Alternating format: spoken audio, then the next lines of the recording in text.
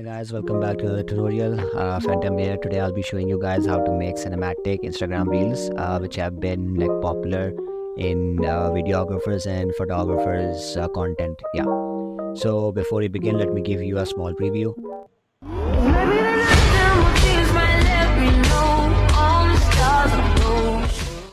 So that's what I've ended up with. It's nothing over the top. It's very simple, but it's unique. So like keep the edit simple, but it gives off the unique feeling. Sometimes doing less is better. So let's begin. First off, you need your clips. I got my clips from YouTube for non-copyrighted raw, not raw but drone shots for landscapes. So all of these are drone shots and these are all non-copyrighted, so there is no harm in using it. Second, I got a music which is pretty trendy for this edit and for this type of style. Videographers are using this audio to make these type of reels, so it's pretty popular nowadays, so I just used that. The third thing is, of course, the beat sync with the clips. So all of my clips are synced with the beat.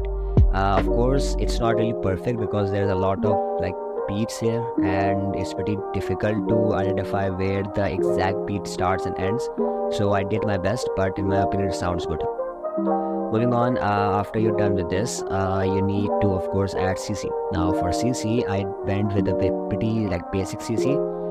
The reason for that is these clips do not really require a very hard amount of CC. They require a very subtle amount of CC so that it looks good.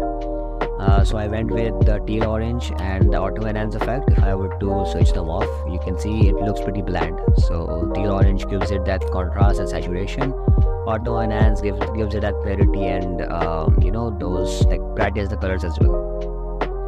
Of course, you can add CC on your own. If you want to add more CC, you can just go to filters and just search up stuff and add more CC. I've already made a CC tutorial, cinematic CC tutorial, so you can just check it out.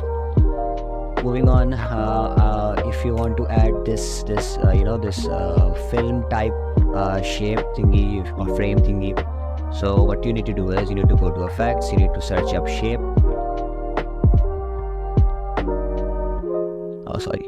Shape. On the effects tab, you will find this. Just drag it onto your clip. After dragging it onto clip, you'll see that these are the settings for the shape mask. You can just change them however you like.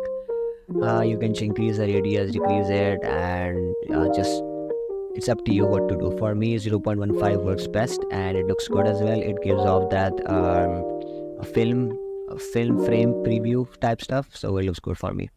You can also increase the blur and reduce it as well. It's up to you. Okay.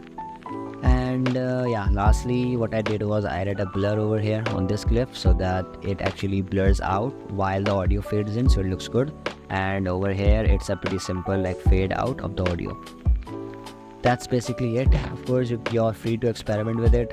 You can of course make it even better by adding more creative transitions. For example here, if you want to, you can copy this idea, or you can just make it even more unique by putting two clips together, or only using one clip. It's up to you, to be honest. Sky's the limit.